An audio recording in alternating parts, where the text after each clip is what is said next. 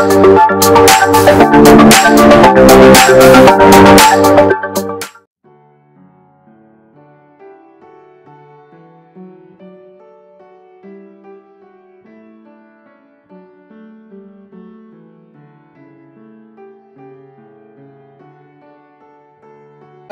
अद्भुत देव दुसरा कोणी नाही. आम्हाला माहिती की आम्ही प्रत्येक जण या दिवसामध्ये देवाकडे आमचं लक्ष लावत आहोत आणि परमेश्वराच्या हाताकडे पाहणं सगळ्यात चांगली गोष्ट आहे. जस पेत्र, याकोब आणि योहान हे तिघ जण मंदिराच्या वेळेस त्या मंदिरामध्ये जात असताना सुंदर नामे दरवाजाजवळ एक भिकारी बसला आणि तो भिकारी त्यानं पेत्राच्या हाताकडे पाहिलं आणि बायबल सांगतं की पेत्र त्याला म्हटला की माझ्या हातामध्ये काही नाही. आणि या जगामध्ये आम्ही जगत असताना आम्हाला माहिती की आम्ही प्रत्येक जण कोणाच्या ना कोणाच्या तरी हाताकडे पाहत असतो. आम्हाला असं वाटतं की आमच्या गरजाची पूर्तता करणारा तो व्यक्ती आहे. आजारी असेल तर तो डॉक्टरकडे पाहतो, तो म्हणतो की कदाचित डॉक्टर मला आरोग्य देईल. ज्यास आर्थिक प्रश्नामध्ये असतो त्यास आम्हाला असं वाटतं की कोणीतरी व्यक्ती येऊन माझी आर्थिक गरज भागवेल. आम्ही हाताकडे पाहत असतो आणि मनुष्याच्या हाताकडे पाहिल्यानंतर आमच्या हाताला निराशा येते, नाही का? डॉक्टरकडे गेलं, डिग्री सिस्टर जशा साक्ष सांगत होत्या, बरेच दिवस त्यांच्या हॉस्पिटलमध्ये त्यांना घेऊन गेले आणि डॉक्टर त्यांना एकच सांग, तुम्ही नॉर्मल आहात, तुम्ही नॉर्मल आहात. आणि त्यांना मोठा प्रश्न पडत होता, मी नॉर्मल आहे तर मग मला आरोग्य का नाही, का मला बसता येत नाही, का मला आराधना करता येत नाही? ज्यास डॉक्टरकडे पाहतो त्यास डॉक्टर आमच्या गरजा पूर्ण करत नाही.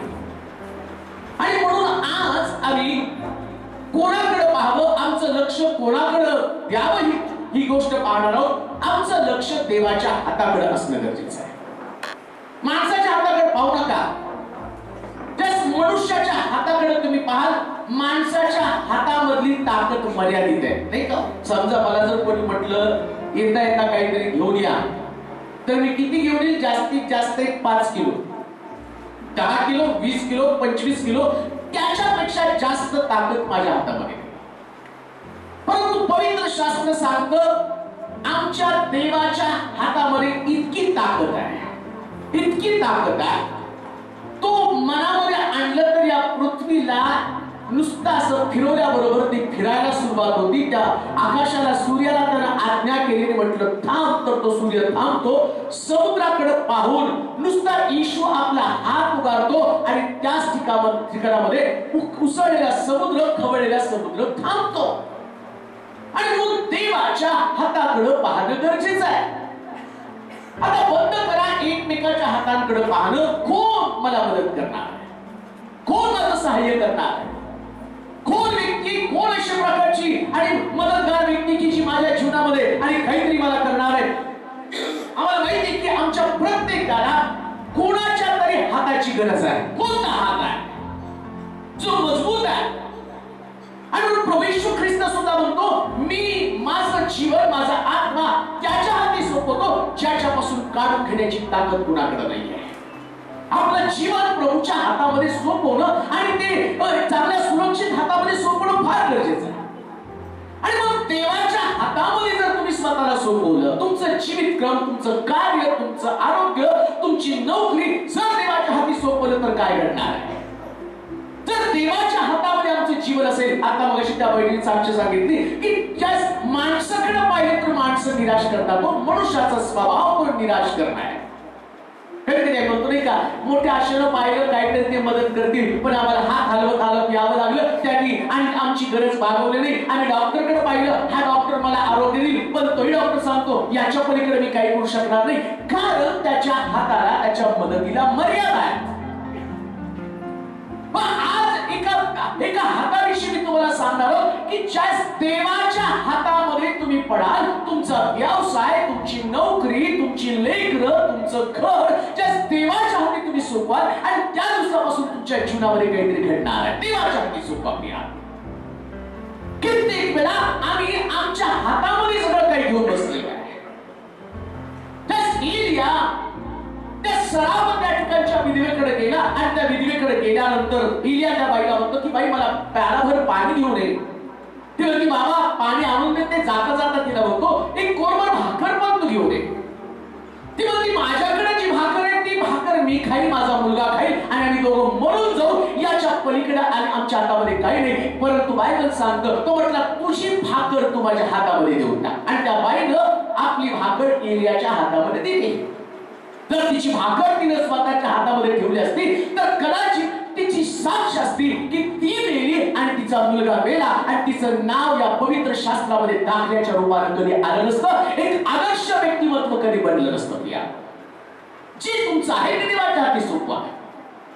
आणि देवाच्या हाती जर सोपवलं तर काय करणार, देवाच्या हातामध्ये काय आहे ते वाचणार.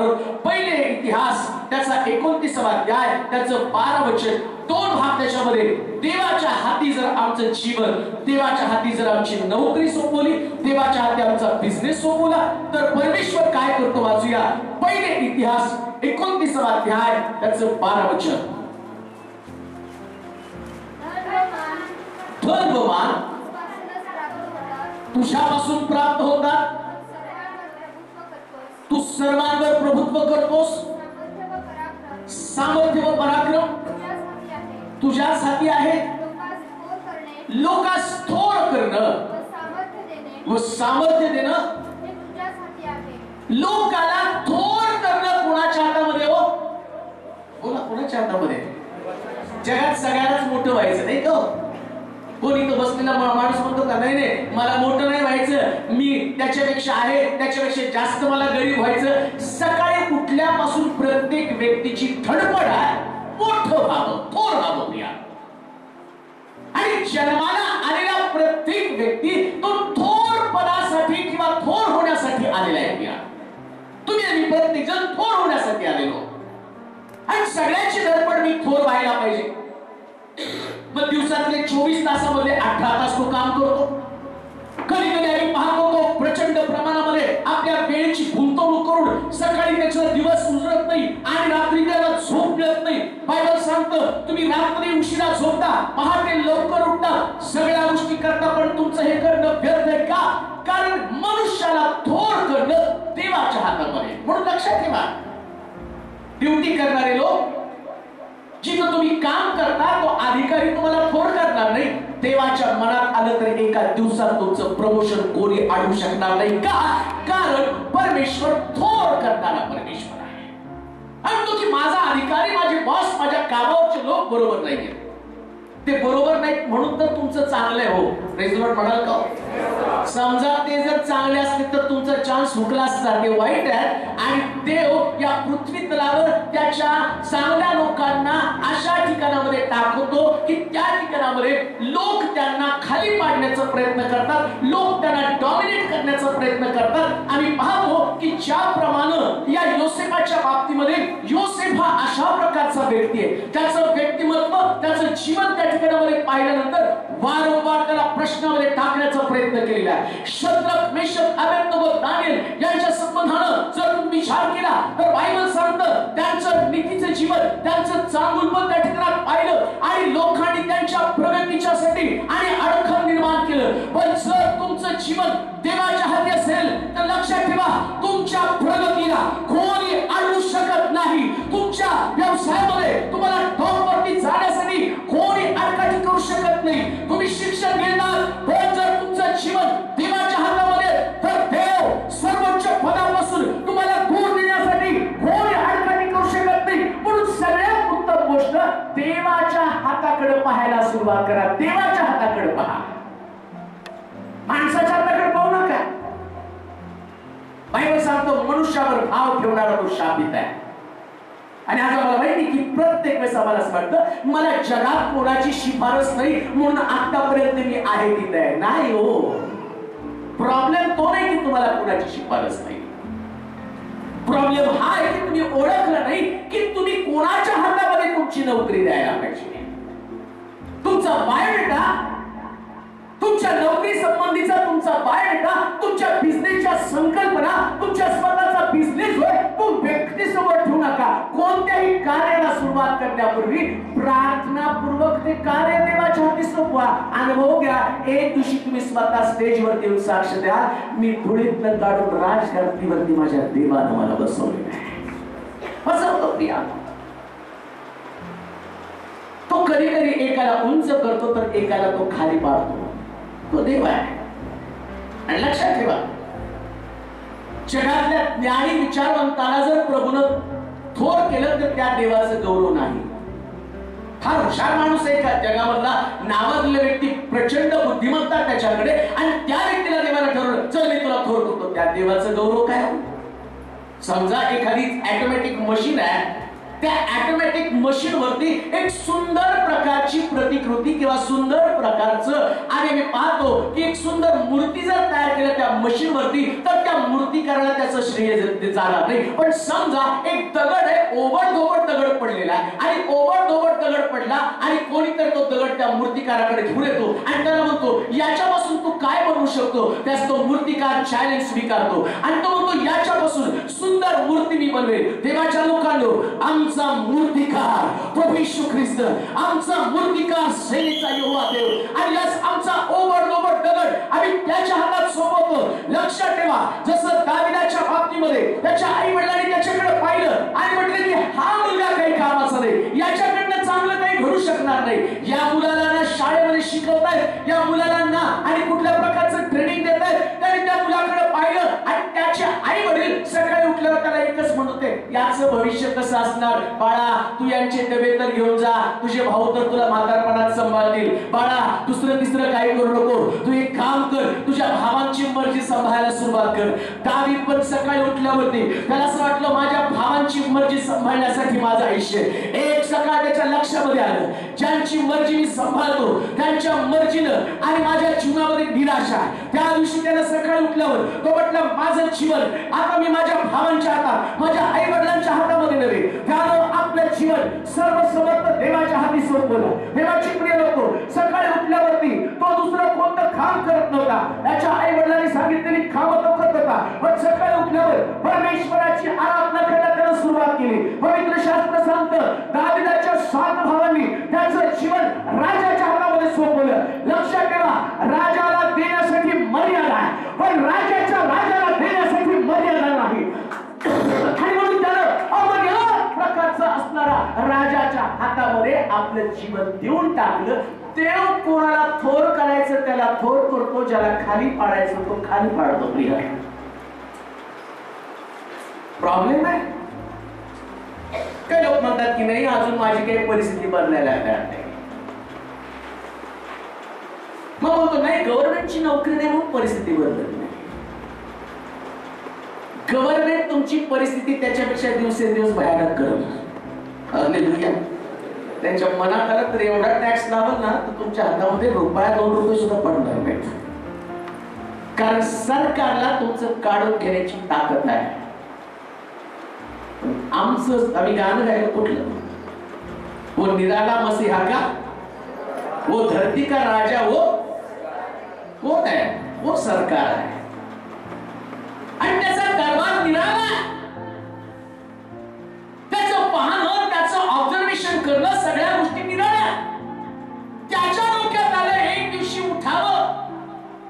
पवित्र शास्त्र वाचत असताना काही गोष्टी वाचताना एवढ्या विशेष वाटत नाही, पण बारकाईने विचार करायला तुमच्या लक्षामध्ये काय देवाची लीला आगाध आहे, काय त्याचं कार्य अद्भुत आहे. हो, मेंढरं चारणारा व्यक्ती सकाळी मेंढरं घेऊन रानामध्ये गेला आणि झाडाखाली बसून त्या मेंढरांचं निरीक्षण करत बासरी वाजवत बसलेला आहे, सतार वाजवत बसलेला आहे, आणि रोजचा त्याचा नित्यक्रम. आणि एक दिवशी घरातून निरोप येतो की तुला पप्पांनी बोलवलंय. आणि पप्पांनी बोलवल्यावरती हा दावीद, पप्पा काय म्हणतात, पप्पाच्या मनात आज काय, आज कोणतं काम सांगतात, पप्पा पप्पा करत घरामध्ये आला. आणि घरामध्ये आल्यावर त्याचा पप्पा त्याच्याकडे बघून त्याचा संदेश त्याला आणि त्या शमेलाला सांगतो की हा माझा मुलगा आहे, हा शेतात काम करतो, हा मेंढरं चारतो. आणि तो पप्पा त्याची इंट्रोडक्शन देताना सांगतो हा माझा मुलगा, हा काही शिकू शकणार नाही, हा मेंढरं चारण्याचं काम करतो, हा भावाला डबा देण्याचं काम करतो. त्याचं इंट्रोडक्शन अशा स्वरूपाचं. परंतु देवाला त्याचं इंट्रोडक्शन बदलायचं होतं. त्याने ठरवलं होतं याला मला वरच्या पदावरती द्यायचं. देवाच्या लोकांनो, हे गोष्ट लक्षात ठेवा, ज्याची तुम्ही सेवा करत आहात तो तुमचं इंट्रोडक्शन बदलून टाकणारा देव आहे. तो तुमची वस्तू आहे, तो तुमची परिस्थिती बदलून टाकणारा देव आहे. हाताकडे पाहू नका, म्हणू नका माझ्या घरच्यांनी मला शिक्षण दिलं नाही, मी चांगल्या शाळेमध्ये गेलो नाही, मला चांगलं स्कूल मिळालं नाही, मी सेंट थॉमसला नव्हतो, मी सेंट जोसेफला नव्हतो. तुम्ही कुठल्या सेंटकडे नसला तरी हरकत नाही, पण तुमचं शिक्षण येशूच्या आधिपत्याखाली असू द्या. लक्षात ठेवा, जर तुमच्या जीवनामध्ये प्रभूला तुम्ही प्रथम स्थान दिलं, आपलं जीवित परमेश्वराच्या हाती सोपवलं, त्याची भावंड सकाळी टाय घालून दारिदाकडे बघून जाताना म्हणत असते, सकाळी उठला त्याचे भाऊ त्याला बघत असतील आणि त्याला म्हणत असतील, मठाड शिकत नाही,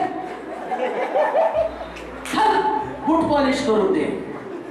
आणि सकाळी उठून दादा हा करू, आप्पा हा करू, आप्पा पाणी घ्या ना, आप्पाचं ते अजून जास्त ठसका. आप्पा पप्पा बंद करा, तिकडं पाहायला सुरुवात करा, त्याच्याकडे पाहायला सुरुवात करा. सकाळी उठल्यावर दावी एक सकाळ अशी सुंदर सकाळ होती, तो गेला. 7 भावंड लाईनशीर घरामध्ये रांगेत एका क्रमाने थांबलेली होती. सगळे up to date, well educated, चांगल्या पद्धतीनं त्या संदेशाच्या समोर, त्या शर्मेला समोर थांबले. दावी मेंढर चालणारा अंगातनं त्या लेंड्यांचा वास आहे आणि त्याचं अस्तित्व तिथं दाखवत आहे. फाटलेले कपडे, मळकटलेले कपडे तो झगा घालून तिथं थांबत असताना सगळ्या मुलांच्या जवळ ईशा जात असताना अचानक तो जाऊन थांबतो मळक्या चळक्या कापरेच्या माणसाकडे आणि परमेश्वर म्हणतो की याच्या डोक्यावर मुकुट ठेव. काय अद्भुत गोष्ट असेल, त्याच्या बुद्धीवरती त्याचा विश्वास बसला असेल का? तो म्हटला असेल का, काय मी स्वप्न तर पाहत नाही का? स्वप्नातनं जाग व्हा, कारण देव तुम्हाला स्वप्नातनं जाग करून वास्तव जीवनामध्ये घेऊन जाणार आहे. वास्तव जीवनातल्या देवाकडे पाहत असताना काळजी करू नका. तुम्ही जर परमेश्वराच्या घरामध्ये आहात तर तुम्हाला थोर करणं देवाच्या हातामध्ये आहे. आता पाहता धावू नका इकडं तिकडं. बरेच लोक इकडं तिकडं धावतात, चला बिझनेस करू, बिझनेस करू, बिझनेस करू, बिझनेस करू. इतकं बिझनेसच्या मागून पळतात पळतात पळतात पळतात, धावतात धावतात धावतात धावतात धावतात, खुश.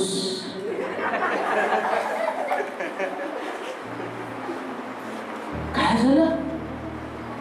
मंदी आली. काय झालं? कॉम्पिटिशन वाढली. काय झालं? स्लॅक आला, पैसे कमी पडले. त्याच्या मागे धावाल तर सगळं कमी पडल, त्याच्या हाती जर पडाल तर सगळं भरपूरच असणार आहे. मग मला लागेल भरपूर जीवन, गाणं गाताना भरपूर जीवन. इथं चर्च मध्ये बसला तरी डोक्यामध्ये बिझनेसचे विचार नाही. मग कुठले विचार? प्रभू किती आनंद आहे, किती आनंद आहे, किती आनंद आहे. लोक म्हणतील याला बिझनेस टेक्निक येत नाही, मला बिझनेस नाही, प्रार्थनेचं टेक्निक माहितीये. प्रार्थना केली तर देव माझा बिझनेस, माझी नोकरी, सर्व काही सुरक्षित ठेवतो. देव तुम्हाला थोर करणार. जर मेंढर चालणाऱ्या गाडीवरती बसू शकतो आणि गाडीवरती बसलेल्या माणसाच्या विषयी देवाचं डोकं जर फिरलं, नीट ऐका असं ते वचन पुन्हा, धन मान तुझपासूनच प्राप्त होतात. धन मान तुझपासूनच प्राप्त होतात. काय मिळतो परमेश्वरापासून? बोला की जोरात, जोरात बोला. मानाचं तर सोडून आम्हाला धनाची जास्त गरज आहे नाही का? मान घेऊन घेऊन कंटाळा आला. बायबल सांगतं काय मिळणार आहे? बोला की जोरात. कुणाला धन पाहिजे हो? आओ सगळ्यालाच पाहिजे म्हणून तर खड्डे खोदतात. गुप्त धन येऊ द्या, येऊ द्या. सरकारने सुद्धा आणि बघितलं त्या एका आणि साधूला सांगितलं की इथं खूप धन आहे, 1000 का कोटीचं धन, 1000 टन सोनं तिथे खोदत राहिले का? गव्हर्नमेंटला पण वाटलं. स्वप्नामध्ये साधूला सांगितलं म्हणजे धन असणारे. सगळ्याला धनाची गरज आहे, पण बायबल सांगतं देव सगळ्याला धन देत नाही. कोणाला देतो? त्याच्या हाताकडे पाहणाऱ्याला धन देतो. एक गोष्ट जर तुम्ही ऑब्झर्व केली, तुम्ही असं काहीतरी खायची वस्तू आणली आणि घेऊन चाललेलं असतं. काही लोक तुमच्या सहवासात असतात पण एकसारखं तुमच्या हाताकडे बघत असतात आणि तुम्ही सारखं त्याच्याकडे बघता आणि तुम्हाला असं वाटतं की काय एकटं भोगतोय, खाल्लं का नाही कधी. त्याला पण माहित असतं हा व्यक्ती माझी हेटाळणी करतो, पण तो त्याच्याकडे बघतो परत तिकडे बघतो.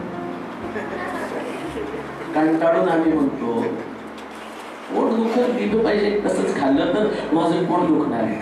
मानवी बुद्धी आहे. देवाच्या हातामध्ये एवढ्या वस्तू आहेत, तुम्ही पाहिल्या पाहिल्या देव तुम्हाला देणार आहे. प्रॉब्लेम असा आहे आम्ही स्वतःला अशा पद्धतीनं तयार करून ठेवलं. आम्ही म्हणतो सन्मान सन्मान, मी बघणार नाही, देवा तुला द्यायचं तर दे. मग प्रार्थना करताना सुद्धा म्हणतो तुझी इच्छा असेल तर दे, नसेल तर नको देऊ. देव म्हणतो ठीक आहे, नको तर नको, कारण 600 कोटी लोक माझ्या हाताकडे बघत आहे. तू फार स्वाभिमानाने म्हणतो तुझी इच्छा असेल तर दे, तुझी इच्छा असेल तर दे. आतमध्ये मनात तर असतं द्यावं, पण बघायचं नसतं.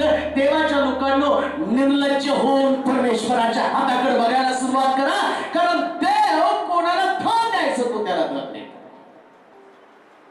तुम्ही फार विद्वान आहे म्हणून तुमच्याकडे धन नाहीये. आम्ही म्हणाल फार हुशार आहे आणि फार हुशार आहे, असं पैसा कमवतो, किती पण कमवा हो, बरोबर फटके बसतात एकदा, नाही का.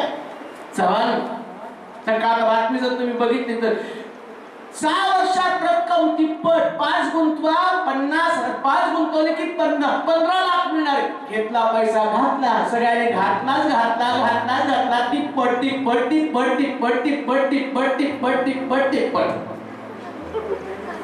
आणि एक दिवशी सकाळी उठल्यावर बघितलं तर चव्हाणच्या गाड्या तिथं चव्हाण फॉरेन मध्ये गायब. का? कारण देवाच्या हाताकडे बघणारे लोक ते धन मिळवतात, माणसाच्या हाताकडे पाहणारे लज्जित आणि फजित होतात. देव ठरवतो कोणाला श्रीमंत करायचं, देवाच्या हातामध्ये कोणाला धनवान करायचं. तुम्ही मिळवलेलं धन तुमच्या हातात टिकून राहावं, तुम्हाला लागलेली नोकरी, तुमचा चालू असलेला बिझनेस, तुमच्या परिवारामध्ये असलेला सर्व आर्थिक आशीर्वाद, हे सगळं देवाच्या हातामध्ये आहे. एक दिवशी सकाळी उठला राजा आणि आपल्या तटावरती फिरू लागला आणि फिरता फिरता लोक त्याचं कौतुक करायले. महाराज महाराज महाराज, राजाची कॉलरता दोघं मारायला. हा फुगला राजा नबुकदनेस्सर, काय तुमच्या बुद्धीनं तुम्ही मिळवलं? हा पण मी माझ्या बुद्धीने हे सगळं मिळवलं. तेवढ्यात देव त्याच्याशी बोलला, 7 वर्ष पशु सारखं तुला रानामध्ये मी गवत खायला दिलं तर मी देव नाही. तुला काय वाटलं तुझ्या बुद्धीनं तू हे साम्राज्य मिळवलं?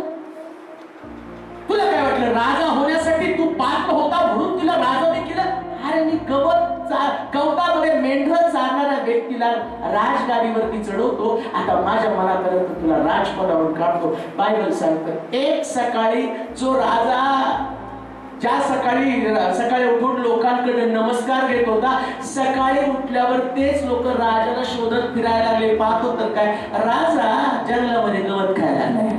आता म्हणा महाराजांचा जय जयकार असो. जो राजा, तिथं लोक त्याच्या समोर नमन करत होते आणि तो राजा त्याच्या दरबारातले लोक राजाच्या गळ्यामध्ये साखळी घालून राजा म्हणत आहे मला जेवण पाहिजे, आणि रोज राजा पंचपक्वान्न खात होता. पण आज जर राजा तुम्ही बघितलं रानामध्ये गवत खाण्यासाठी चाललेला आहे. का? कारण तो ठरवतो कुणाला धन द्यावं, कुणाला मान द्यावं, कुणाला वर चढावं, कुणाला खाली उतरावं. आपल्या बुद्धीनं अवलंबून राहू नका. बायबल सांगतं देवाच्या हातामध्ये कोणाला थोर करणं आणि कोणाला खाली पाडणं तो देव आहे. म्हणून देवाच्या हाताकडे पाहायला सुरुवात करा. दुसरी गोष्ट वाचूया, देवाच्या हातामध्ये काय आहे तेच वचन वाचू. 5 मुद्दे आहेत, परंतु त्यात पुढे दुसरा भाग आपण वाचूया त्याच वचनातला. धन आणि मान तुझ्यापासून प्राप्त होतात, सर्वांवर तू प्रभुत्व करतोस, सामर्थ्य व पराक्रम देवाच्या हातामध्ये सामर्थ्य आहे.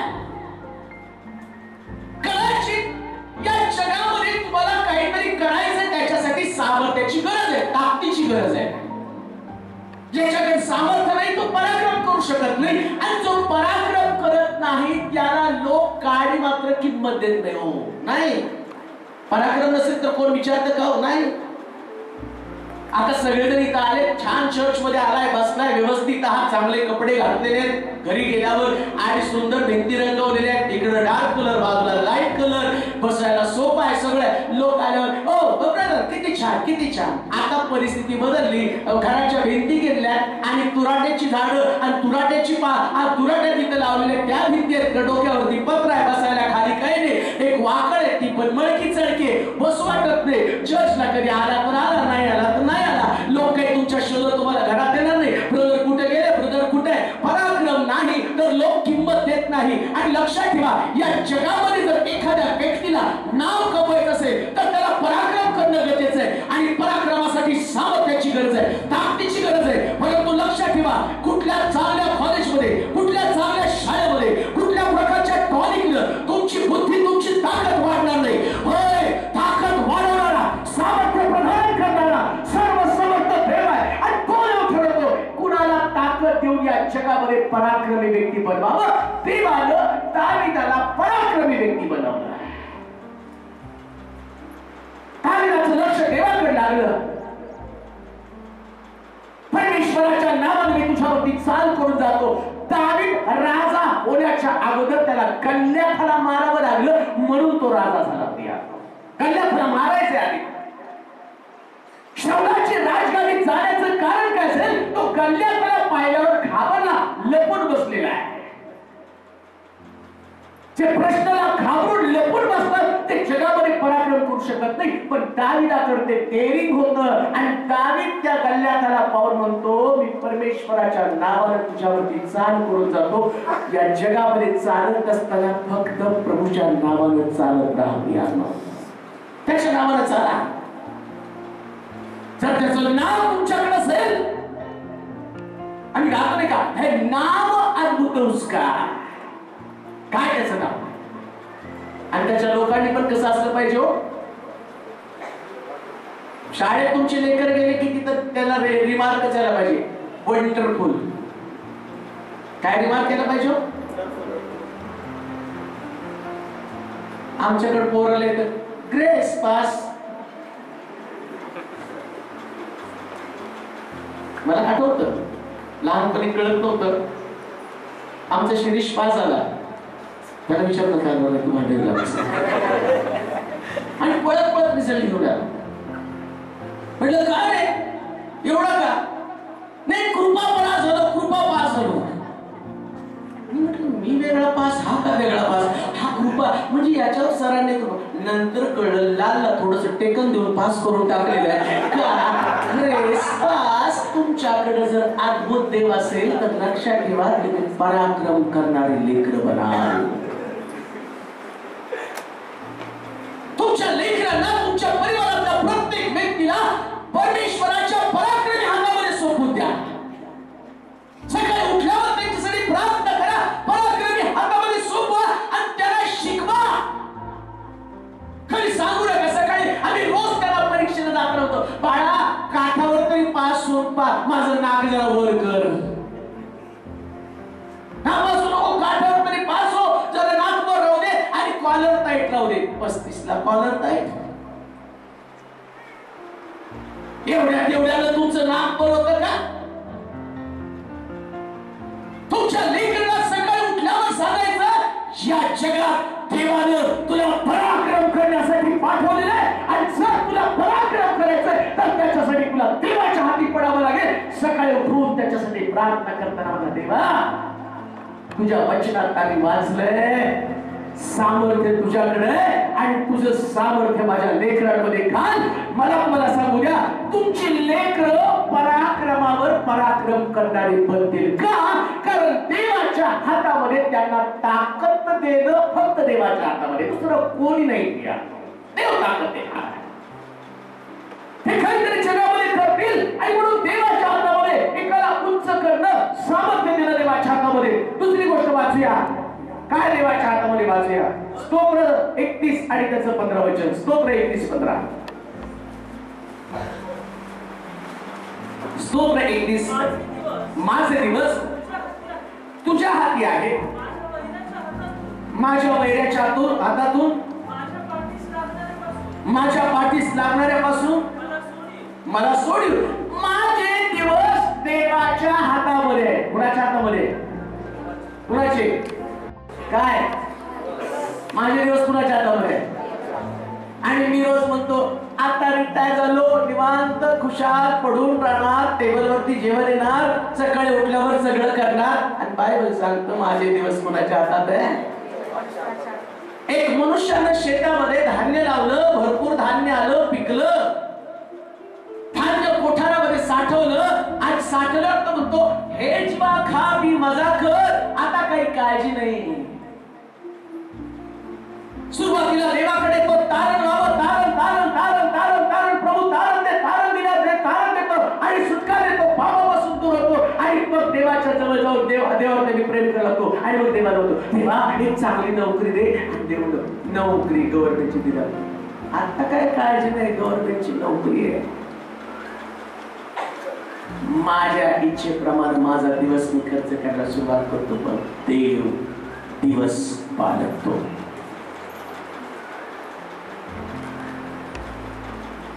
परमेश्वराचे दिवस पालटण्याची ताकद आहे. तसं मग मनुष्य शेतामध्ये धान्य लावल्यावर त्यानं धान्य पिकवलं आणि धान्य कोठारामध्ये साठवलं आणि तो म्हणतो हे जीवा खा पी मजा कर. पण तेवढ्यात देव म्हटला आज रात्री तुझा आत्मा तुझ्यापासून काढून घेतला तर तुला काय लाभ आहे? दिवस देवाच्या हातामध्ये.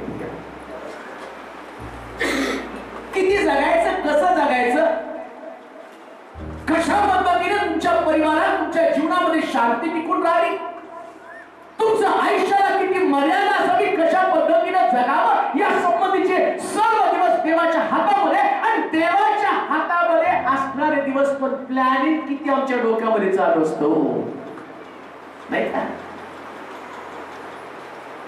आता जर सगळ्याला विचारलं ना, जरा सांगावर तुमचं आयुष्याचं टाइम टेबल, पट पट पट पट इन्शुरन्सच्या पॉलिसी 20 वर्षानंतर ही मॅच्युअर होणार, ही मॅच्युअर होणार, ही मॅच्युअर होणार. एका 20 वर्ष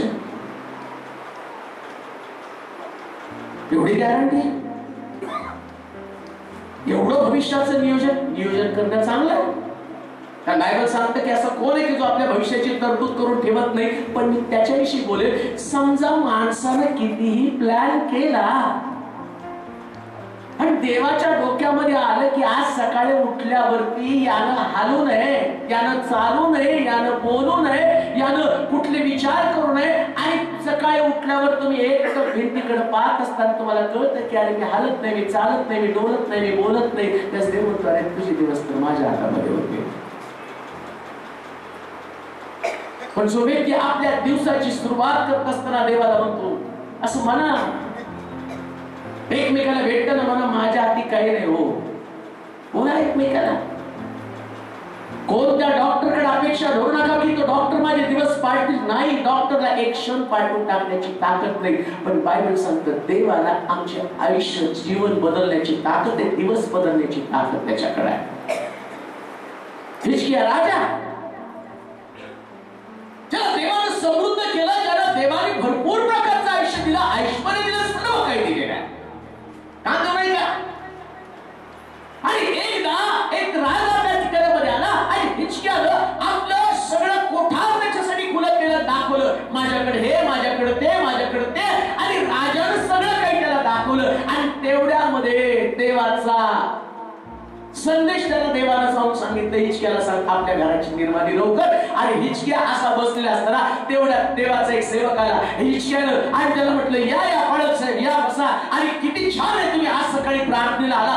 आताच मी एक चांगली साक्षी सांगितली. एक ब्रदर घरामध्ये आले आणि त्या ब्रदरला घरातलं सगळं दाखवलं, राजाला सगळं दाखवलं. किती चांगल्या वेळेला तुम्ही आला. आणि तेवढ्यात हिजकियाकडे जाऊन तो पाळक सांगतो, आज तुझा आत्मा काढून घेणारे घराची निर्माण पॅकिंग करायला सुरुवात कर. हाड व्यवस्थित मोजून घे, कारण उद्या एक पण हाड जागेवर नसणारे, हाड तुझं नसणारे, फेल होऊन जाणारे, ब्रेन तुझं काम करणार नाही. आणि हिचक्या राजानं ते ऐकल्याबरोबर तो पश्चाताप करायला. मी तर म्हणतो की कसली भयानक त्याची अवस्था झाली असेल. परवा कोणीतरी मला सांगितलं, एक बाळक एका मुलीकडे प्रार्थनेला गेला. सुंदर मुलगी, देखणी मुलगी, तरुण मुलगी. आणि त्या मुलीला त्याने सांगितलं की पा, या वर्षी तू मरणार आहेस. ते म्हटल्याबरोबर एवढं ती घाबरून गेली, एवढी घाबरून गेली. तिने अन्न पाणी खाण्याचं बंद केलं, अशक्त झाली, दुर्बल झाली आणि मृत्यूची वाट बघत बसली. आणि मग कुणीतरी सांगितलं की देव मरण देत नाही, कधी कधी देवाच्या मनात आलं तर जीवन देतो. कोणी तुम्हाला सांगितलं? मग त्याच्यासाठी प्रार्थना केली. ती मुलगी चांगली झाली आणि ते म्हटले आता 8 वर्ष झाले ती मुलगी चांगली आहे. पण ज्या दिवशी तिला कळलं ती मरणार आहे आणि देव तिच्याशी तसं बोलत आहे, त्या दिवशी ती घाबरली. आता हिचक्याची अवस्था याच्यापेक्षा वेगळी नसेल. हिचक्याला सांगितलं एवढा मोठा राजा, पण उद्या तू मरणार आहेस, तुझ्या घराची निर्माणी लोक. जीवन जे तुम्ही जगत आहात ते तसं नाही. ज्या पद्धतीने आपल्या जीवनाची आखणी तुम्ही करत आहात तशा पद्धतीचं तुमचं जीवन नाही. ज्या पद्धतीनं तुम्ही 2 वर्ष, 4 वर्ष, 5 वर्ष स्वतःच्या जीवनाचं प्लॅनिंग करत आहात त्या पद्धतीने जीवन नाही. किती योजना आपल्या व्यक्तिगत जीवनासंबंधाने तुम्ही आखल्या त्या योजनेप्रमाणे तुमचं जीवन असू शकत नाही. देवाच्या हातामध्ये तुमचे दिवस आहे. आज मी पुलपीटवर उभा आहे, ही देवानं माझ्यावरती केलेली कृपा आहे. उद्या जर त्याच्या मनात आलं मला सकाळी उठल्यावर आहे त्या अवस्थेमध्ये थांबू नये, यानं बोलू नये, यानं प्रीचिंग करू नये, यानं कुठल्या प्रकारचं काम करू नये, देवाच्या मनात आलं तर देव माझ्या दिवसाला थांबवतो. याला स्टॉप. बायबल सांगतं देवानं सूर्याला एक दिवशी थांबवलं. युद्धाच्या असतो म्हटलं थांब, आणि सूर्य पुढे पळायचा थांबला. दिवस थांबतात. पण आमचे दिवस देवाच्या हातामध्ये.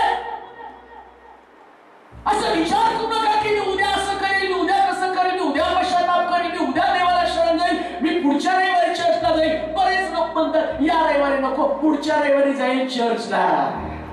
पुढचा रविवार आहेच ना पाळायचं. एवढ्यात काही इशू येणार आहे का? एवढी गॅरंटी इशू पण येणार नाही, हा पण व्यवस्थित राहील, ही पण व्यवस्थित राहील. पुढच्या रविवारी आहेच ना. दर रविवारी तरी काय चर्चला जायचं? एखादा रविवार घरी थांबलं तर काय होईल? आणि समजा त्याच रविवारी देवाने ठरवलं नाही जगायचं, पुढच्या रविवारी जाऊन द्यायचं नाही चर्चला. निघाला, पाऊल टाकलं बाहेर, चांगला व्यवस्थित रस्ता क्रॉस करत आहात, इकडून कुणाला तरी हॅलो हॅलो मागो, माझी जागा धरून ठेवा, आणि तुम्ही गाड्या येतो मस्त आणि जागा धरून ठेवली आले. तेवढ्यात मागे एकाचं डोकं फिरतो, ते पण गाड करतो मला बोलवतो. आता तिथं नाही जागा कब्रिस्तान मध्ये. आमचं जीवन, आमचे दिवस देवाच्या हातामध्ये. जर दिवस देवाच्या हातामध्ये तरी या दिवसाचं एवढं कशा पद्धतीने आम्ही नियोजन करत आहोत, कशा पद्धतीने आमच्या दिवसाची आखणी आम्ही करत आहोत, काय प्लॅनिंग आमच्या डोळ्यात, आमच्या डोक्यात आम्ही करत आहोत. पवित्र शास्त्र सांगतं दिवस जर देवाच्या हातामध्ये तर रोज उठलेल्या दिवसाला देवाच्या हाती सोपत असताना म्हणून प्रभू आजचा दिवस तुझ्या हाती बघ, जसं पाहिजे तसं घडव. हालेलुया. दिवस तुझ्या हातामध्ये. देवा तुला वाटतं ना ठेवायचं तर ठेव, आग्रह करू नका देवाला. तू कधी कधी आम्ही हट्ट करतो, प्रभू नको, एवढ्यात नको, थांब, एवढे दिवस ठेवून नाही. ज्या प्रभूला तुम्हाला न्यायचं तो कोणी अडवू शकत नाही. पण हिचक्याला पश्चाताप केल्यावर देव म्हटलं जा 15 वर्ष वाढवून टाकली. हालेलुया. जोरात हालेलुया म्हणा, जोरात हालेलुया म्हणा. सकाळी उठल्यावर तुमचं बीपी किती वाढलं तरी त्या बीपीला सांगायचं देवाच्या हातात आहे, किती पण वाढ, देण्याची ताकद तुझ्यामध्ये नाही, कारण ज्या दिवशी प्रभूला न्यायचं त्यावेळेस तो कमी असला तरी घेऊन जाईल, जास्त असला तरी घेऊन जाईल. बीपी वरती तुमचे दिवस अवलंबून नाही, शुगर वरती तुमचे दिवस अवलंबून नाही. तुमचे दिवस देवाच्या हातामध्ये आणि देवाच्या हातात तुमचे दिवस असताना काळजी करत घालू नका हो एक एक क्षण. कधी सकाळी उठला किती टेन्शन घेतो आम्ही. मी तर म्हणतो ते आरोग्याच घेऊन ठेवलेले तो क्रिकेटच्या स्कोर सारखं रोज उठल्यावर बघायचं. काही काही लोकांना तर दिवसात ते एकदा खात्री पटत नाही, 4 वेळा टेस्ट करून बघतो. त्याचं नॉर्मल आहे. नीट बघा असं एवढी गॅरंटी शोधा म्हणजे सापडे.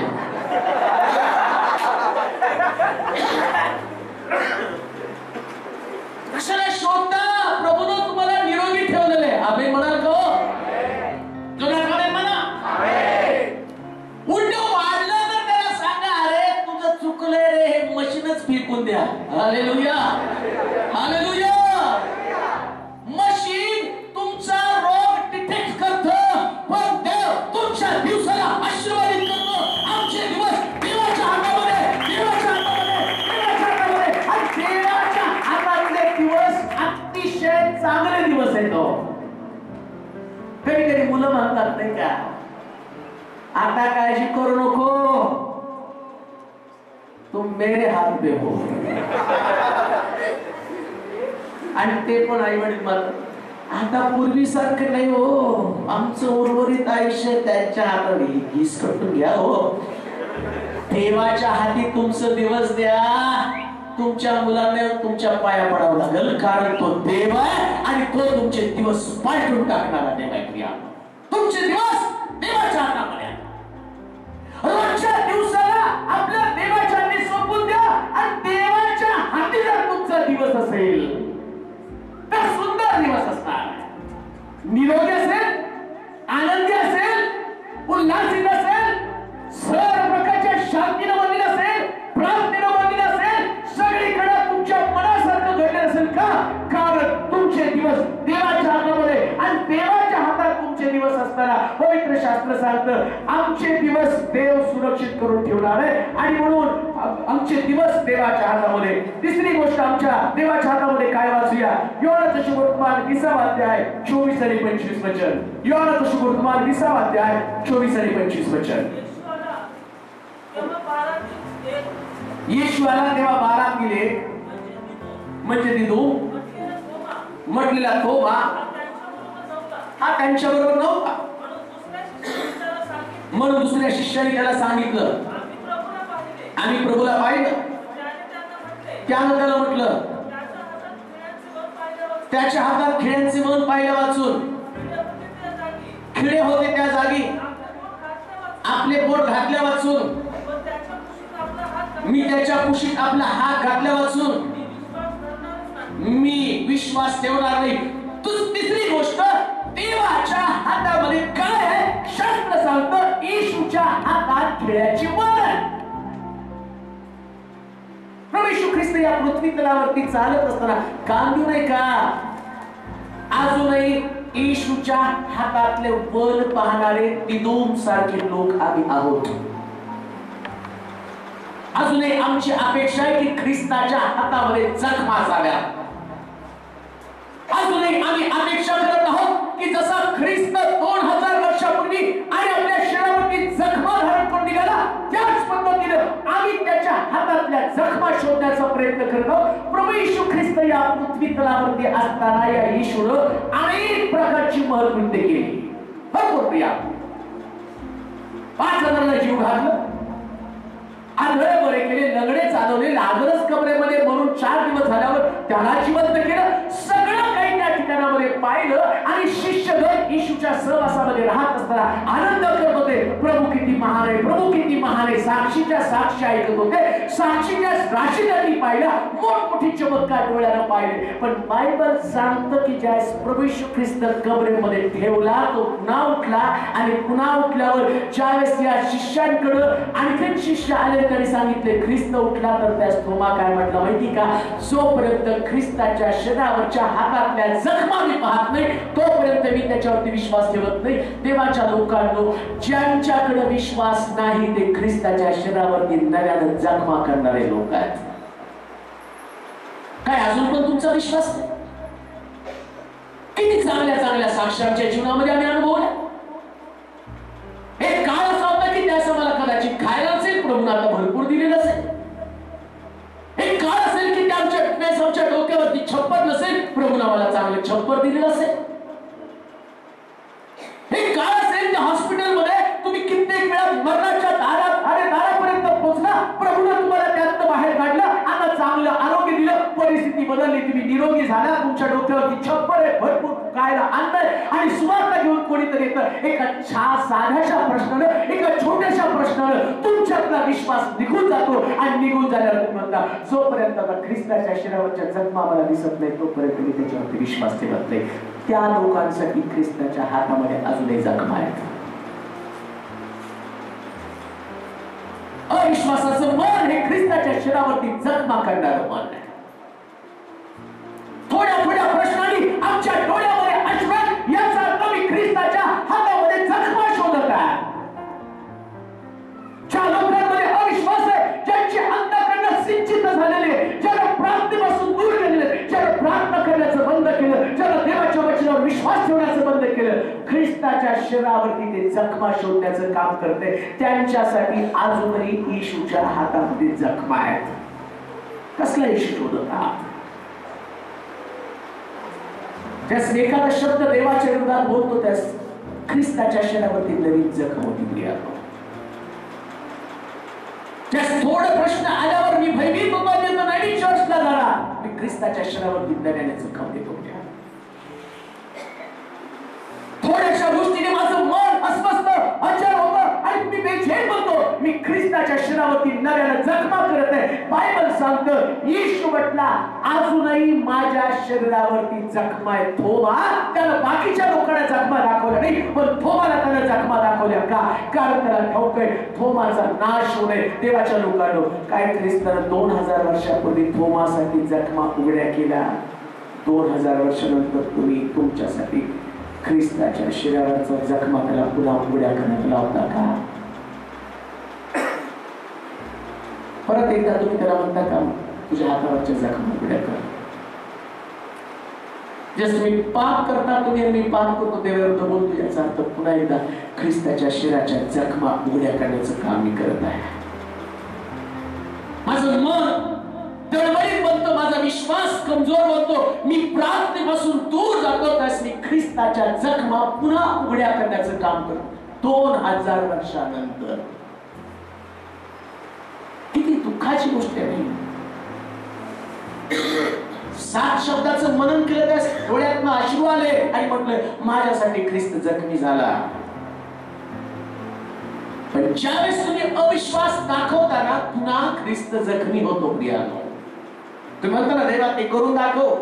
सहज बोलतो, बोलता बोलता, तू देवास मग मला नोकरी दे, तू देवास मग माझ्या मुलांना यश दे, तू देवास मग मला घर दे, तू देवास मग माझ्या जीवनात हा प्रश्न सोडव. असं म्हटल्याबरोबर त्याच्या हातामध्ये पुन्हा एकदा ताला घुसकला जातो, उशीर ताला घुसकला जातो. तो म्हणतो, होय मी देव आहे. देव आहे तर आता घुसकून टाक मला. तुमच्या शब्दावर तो ख्रिस्त जखमी बनतो. तुमच्या अविश्वासाला तो जखमी बनतो आणि पुन्हा तुम्ही ख्रिस्ताच्या जखमा शोधायला जाता. म्हणून शास्त्र सांगतं, तो म्हणतो, तुला सिद्ध करण्यासाठी माझ्या हातामध्ये अजूनही जखमा आहेत, दाखवण्यासाठी जखमा आहेत. तुला वाटतं का मी तुला सिद्ध करून दाखव? मग येऊन पहा, मग माझ्या हातामध्ये बोट घालून बघ, मग तुला अजूनही सर्वांची जखम होती. 11 शिष्य त्या 10ने विश्वास ठेवला, पण थोमाने विश्वास ठेवला नाही. काय त्या दिदूम सारखं माझं जीवन आहे का? मी अविश्वास दाखवतो का प्रभूवरती? शास्त्र सांगतो, थोमाला तो म्हटला, थोमा, पाहून विश्वास ठेवता त्यापेक्षा न पाहता विश्वास ठेवता. तू पाहिलं म्हटलं, माझा प्रभू, माझा गुरुजी, माझा रब्बी. तुझ्या बोटाला माझं रक्त लागल्यावर तुला कळलं की मी गुरुजी, मी रब्बी आहे. माझी जखम तू आतमध्ये हात घातल्यावर आता ती जखम दुखली रे थोमा. त्या येशूने त्याच्या पुढे हात केला, त्याच्या हातातल्या चिरेमध्ये त्या थोमा दुखली आणि कधी कधी आम्ही सुद्धा ख्रिस्ताची जखम उघडी करणारे दुखवणारे लोक आहोत. ज्यास तुमच्यामध्ये आणि माझ्यामध्ये तोच अविश्वास असतो, त्यास बायबल सांगतो त्याच्या हातामध्ये जखम आहे. येशूला नव्यानं जखमी करू नका, नका जखमी करू द्या, परत ती जखम उघडी करू नका, परत ख्रिस्ताला नव्यानं दुःख देऊ नका. बायबल सांगतो जो कोणी पाप करतो तो नव्यानं ख्रिस्ताला वरसतं देतो. म्हणून येशूच्या हातामध्ये जखम आहे. त्यानंतर आणखी एक गोष्ट वाचा, येशूच्या हातामध्ये काय वाचूया. यिर्मयाचं पुस्तक 18 अध्याय 3 पासून 6 पर्यंतची वचनं, दोनच गोष्टी आहेत वाचूया. यिर्मयाचं पुस्तक 18 अध्याय 3 ते 6 वचन.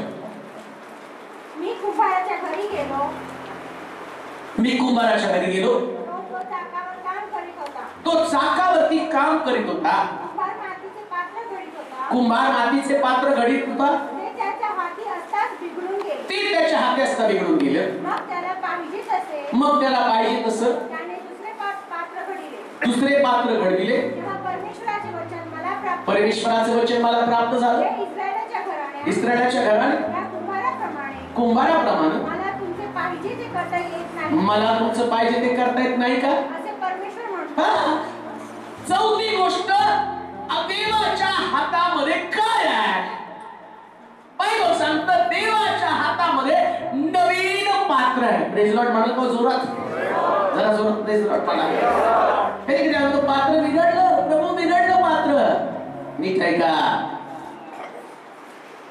कदाचित तुमचं आणि माझं जीवन बिघडलेलं असेल, कदाचित काहींच्या कुटुंबाची परिस्थिती बिघडलेली असेल, काहींचं आरोग्य बिघडलेलं असेल, काहींची आर्थिक स्थिती बिघडलेली असेल, काहींची मानसिक स्थिती बिघडलेली असेल. आणि बिघडलेल्या स्थितीमध्ये पवित्र शास्त्र सांगतं तसं बिघडलेलं पात्र कुंभाराच्या हातामध्ये, तसं आमचं बिघडलेलं जीवन देवाच्या हातामध्ये असावं. आता बिघडलेल्या जीवनाला बायबल सांगतं मला पाहिजे तसा आकार देता येत नाही. लक्षात ठेवा. पहिल्यांदा नीट आहे का, काय सांगतो फार जबरदस्त आहे. पहिल्यांदा जे पात्र बनवत होतं ना कुंभार, मातीचा गोळा घेतला आणि सगळे मातीचे गोळे घेतल्यावर त्याच्या डोक्यामध्ये एकच असतं, माट माट माट माट माट माट माट माट माट माट. तो घेतो फिरवायला सुरुवात करतो आणि फिरतो आणि फिरल्याबरोबर माठ एकसारखे माठ तयार होतात, एकसारखे लोक आहेत. चर्च मध्ये सगळे praise Lord hallelujah praise Lord hallelujah सगळे एकसारखे. आता काय होतं, तयार करून ठेवल्याबरोबर कधी कधी सगळी पात्र एका ठिकाणी असतात तर एक पात्र दुसरीकडे असतं. हालेलुया. सगळी पात्र एकाच ठिकाणी, एक पात्र कुठंतरी असतं. त्याला उचलून तो ठेवतो तिथं, पण ते पात्र जे आहे ना त्याला गुण नसतं. गुण नसल्या कारणाने गडगड गडगड गडगड तिकडून परत इकडे.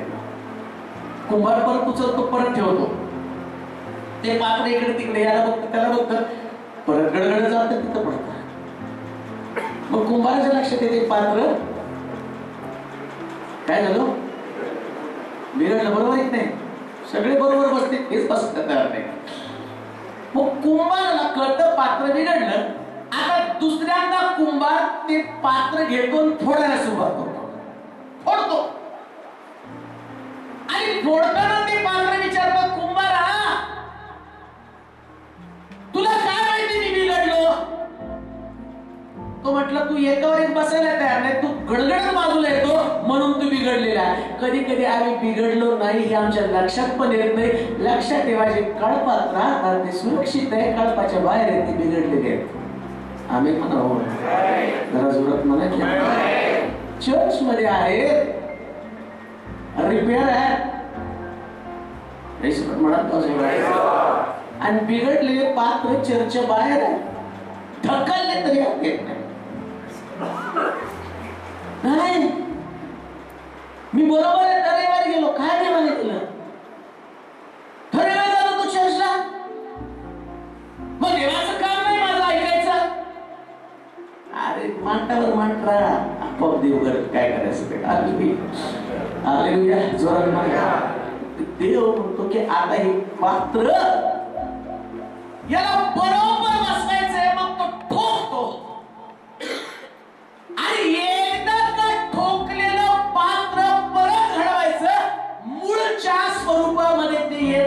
त्याचा आकार कमी होतो.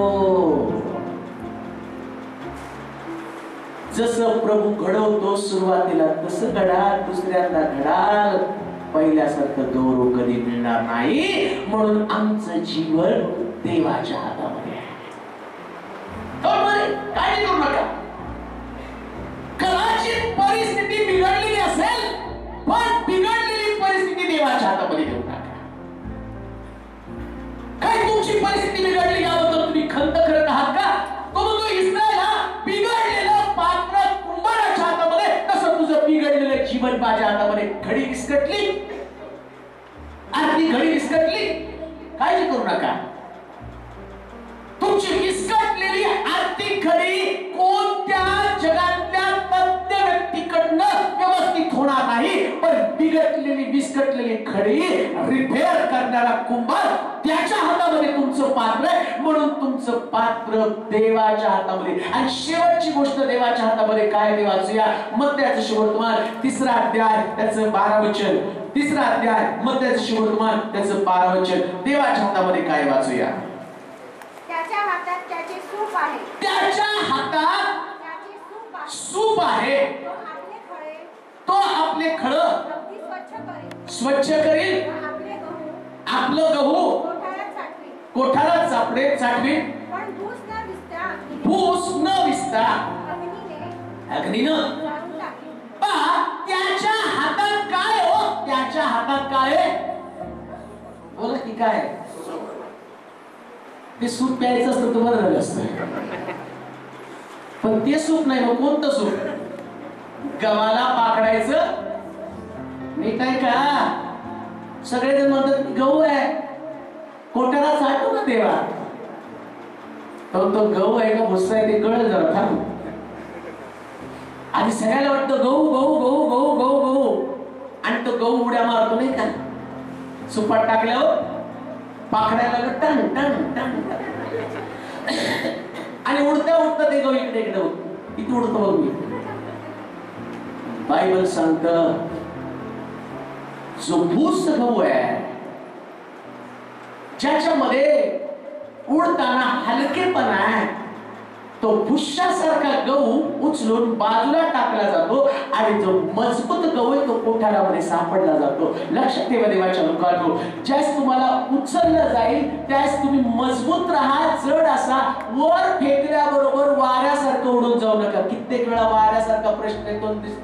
अहो चर्च मध्ये असणारे ब्रदर आता ते दिसत नाही. तो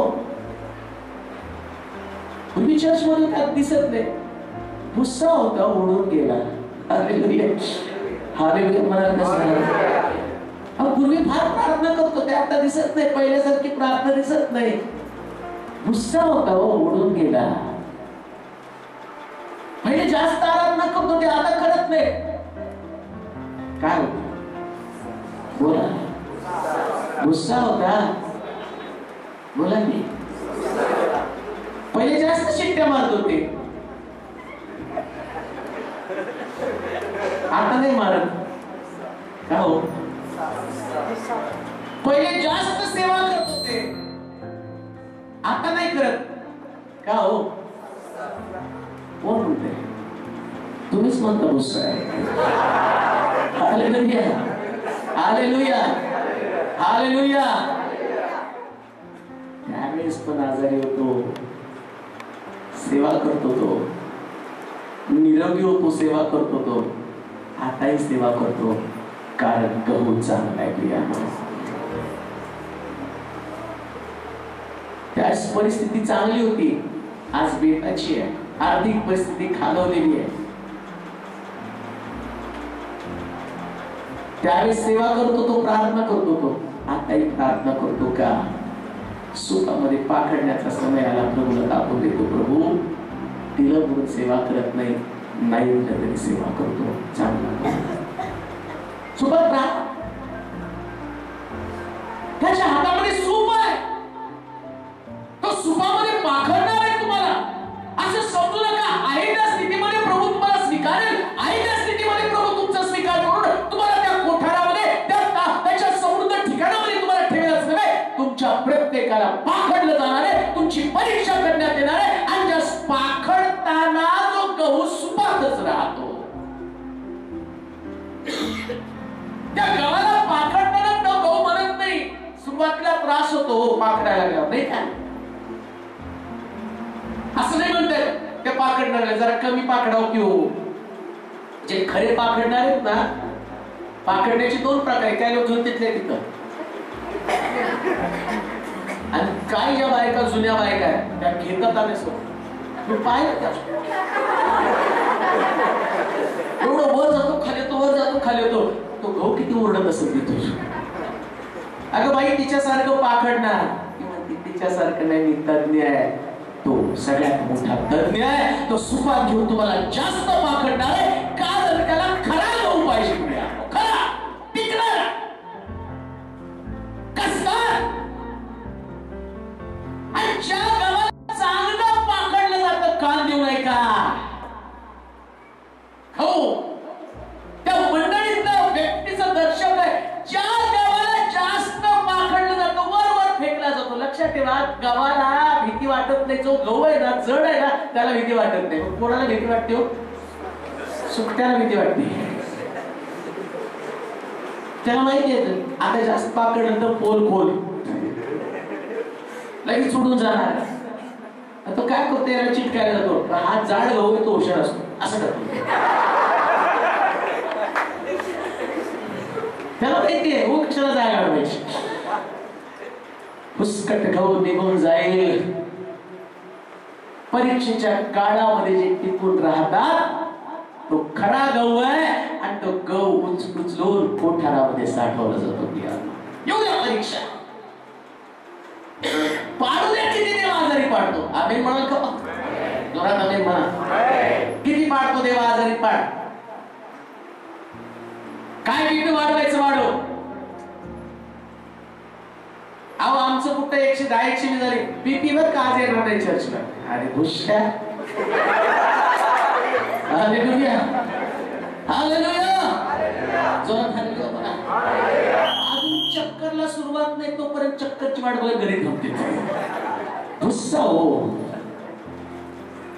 गुस्सा. निघालो पण तेवढ्यात पाहुणे आले. गुस्सा. बाळासाहेब काय करत तेवढ्यात पाहुणे आले. पाखडलं बरोबर ओळखलं. येणारच होतो मग काय करू तेवढ्यात. काय तेवढ्यात तेवढ्यात एवढ्यात खराला कुलूप लावा, त्या पाहुण्याला बाहेर ओढून काढा. त्याला म्हणचं चर्चा. अरे घेऊया. मी तर म्हणतो तू आला ना रविवारी त्याला ओढत ओढत घेऊन यायचं. धार्मिक असेल तर टिकेल तिसऱ्या दिवशी तुमच्या घराचं तोंड पण बघणार नाही, आपोआप बंद होऊन जाईल. हालेलुया हालेलुया जोरात हालेलुया म्हणा. जो भुस्सा आहे तो भुसकटासारखा उडून जाईल. आमचे लोक खरंच गहू आहेत. नाईट करून पण चर्चला येतात का हो? आणि झोपत नाहीत विषय चर्च मध्ये. Hallelujah hallelujah. आणि जो भुस्सा आहे तो त्याला रात्री खातो पितो चांगलं झोपतो चर्च मध्ये डुलक्या. भुस्सा. हालेलुया जोरात हालेलुया म्हणा. कधी कधी घरातले प्रश्न घेऊन येते चर्च मध्ये आल्यावर. सगळे गाणे चाललेले असते, तिथं नाचत असते. गेलो आम्ही बसून मागे कुठवर उभं कुठवर गुस्सा. हालेलुया. आणि चांगला गहू टनाटन उड्या मारत असतो. भागा भागा भागा भागा भागा भागा. उलट तो खवळतो. बंद का केलं आव बजाव. तिथं म्हणतात तो बँड मध्ये नाचताना एवढी हाणामारी करतात. वन्स मोर लगाव लगाव लगाव. तो बँड वाला वाजून वाजून हैराण होतो. इथं मात्र चर्च मध्ये आल्यावर गुस्सा होतो. बसा की बसा की बसा की बसा. गुस्सा. Hallelujah hallelujah. गुस्सा आहे तो घड्याळ बघतो. हालेलुया जरा धान्य म्हणतो. कधी कधी गुस्सा मागे बघतो. पण साहेब लावले आज दणकट गहू म्हणतो. आवरलो एक दिवस खायचं नाही पण बच्चा बायको ताणलो आम्ही तुझ्या रे देवा तुझ्याच ईश्वरची रचना. त्याच्या हातामध्ये सूप आहे. पाखडणार आहे. वर उडवणार आहे. वर उडवताना दुःख होईल. म्हणजे सगळा गहू जमा करेल तो प्रत्येक गहू ना गहू निवडतो आणि चांगला गहू कोठारामध्ये साठवतो. देवाचा पुत्र ढगावरती बसून येईल, त्या सगळा चांगला गहू त्याच्याबरोबर अनंत कालचा आनंद मिळण्यासाठी जाणार. पण भुसकट गहू, उडून जाणारा गहू, भुसकटासारखा गहू, शास्त्र सांगतं त्याला अग्नीमध्ये जाळण्यासाठी टाकण्यात येणार आहे. वाचता का तेवढं? त्याच्या हातात त्याचे सूप आहे. कुणाचं सूप आहे हो? कुणाचं? बोला की कुणाचं? आम्ही आमच्या सुपाने पाकडतो आम्हालाच. मी धार्मिक आहे बरं, विद्यालयात चर्च जातो बरं का, मी एवढी प्रार्थना करतो बघा, माझं असं माझं कुठवर तुझ्या सुपाने पाकडतोस. त्याचं सूप ज्यावेळेस असेल ना, त्याचं सूप साधं सुद्धा सूप नाही, सुपाचे पण प्रकार आहे. काही लोक जाड सुपारी पाकडतात कारण त्याला माहिती फटके बसले पाहिजे खालून, आणि जसे खालून फटके बसतील, जो भुसकटासारखा गहू आहे, फटके बसले की दोन तुकडे आणि तो बाजूला. हालेलुया. फटके मारतो तो गहू, सूप खालून पटापट पटापट त्या ह्याच्यातल्या फटके बसतात. एक गाव दोन तुकडा, ते मी ते गेला गहू. अरे बापरे, नाही आता चर्च बस झालं. खूप देवदेव केलं. किती रे देवदेव केलं? किती आला बरं चर्च? एक 2-4 आठवडे आले की तुमचे? 2-4 आठवडे? अरे तुझ्या जन्माला घालून 40 वर्ष झाले. 40 वर्ष देव तुझी वाट पाहतो, आज बदलशील मग बदलशील. 40 वर्षात तुझं परिवर्तन नाही. 4 आठवड्यामध्ये तुला परिवर्तन पाहिजे. 4 आठवड्यामध्ये तुझ्या समस्येचं उत्तर पाहिजे. 80 वर्ष देवाला तुला सांभाळलं, 80 वर्षामध्ये प्रभूला तू एकदा पण फळ दिलं नाही, आणि 4 रविवारमध्ये फळाच्या अपेक्षा. तेव्हा 4 रविवार चर्चला आलो, आता 4 रविवार मध्ये काहीतरी दाखव. काय 4 रविवार मध्ये मागतोस? चांगला गहू कोठारामध्ये साठवला जातो, भुसकट गहू तो त्याच्या सुपामध्ये पाकडतो. पुढे तो आपले खळे अगदी स्वच्छ करेल. आपले खळ कसं करतो? खळ म्हणजे काय? चर्च. Praise the Lord. जोरात म्हणा प्रेज द लॉर्ड. सगळं जाणून भरत नाही चर्च मध्ये, आणि माझं राव हे राहू द्या, ते राहू द्या. अरे खळ स्वच्छ राहू दे रे. खळ स्वच्छ करेल.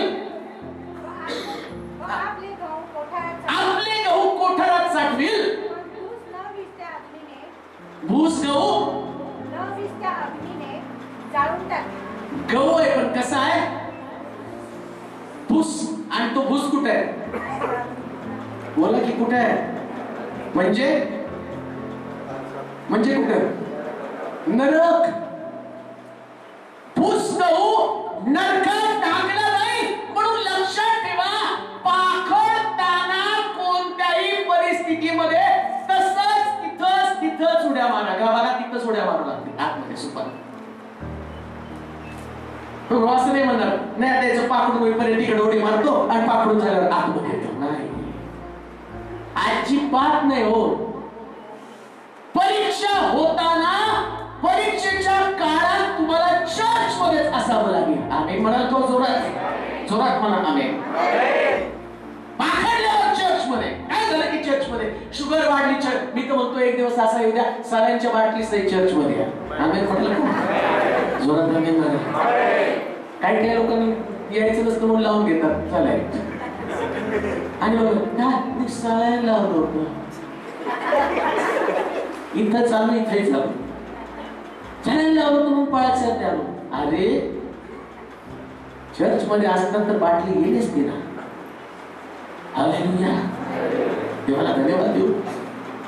ते एंडिंग सिस्टर खरंच तिथं डॉक्टरला रिक्वेस्ट करत, मला पहिले चर्चला जाऊ द्या, मग परत ऍडमिट करून घ्या. धन्यवाद.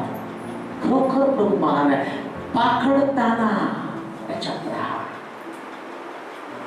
थोड्या गोष्टीनं आपलं आध्यात्मिक नुकसान करून घेऊ नका. कोणत्याही परिस्थितीमध्ये जस परमेश्वर तुम्हाला टेस्ट करेल, त्या टेस्ट मध्ये उत्तीर्ण व्हा. परमेश्वराच्या घरात राहा, त्याच्या मंदिरात हजर राहा. भुस्सा अग्नीनं जाळण्यासाठी टाकून देण्यात येणार आहे. त्याच्या हातामध्ये सूप आहे.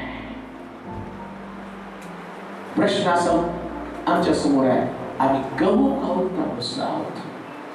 प्रत्येकाला पाठवलं जाईल, प्रत्येकाला टेस्ट केलं जाईल. देव करू या परीक्षेमध्ये उत्तीर्ण होण्यासाठी प्रभू आमचं सहाय्य करू. आपले डोळे बंद करू, नतमस्तक होऊया, आपल्या जागेवरती आपण उभं राहूया, आपले नेत्र आपण बंद करू, मान झुकूया आणि आपल्या जीवनाचं परीक्षण करू.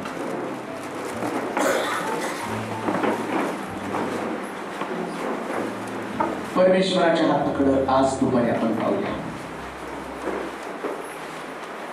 देवाच्या वचनात दिलं की त्याच्या हातामध्ये एकाला थोर करणं आहे, त्याच्या हातामध्ये धन आणि पराक्रम आहे. परमेश्वराच्या हातामध्ये आमचे दिवस आहेत. सगळं जर देवाच्याच हातामध्ये आहे.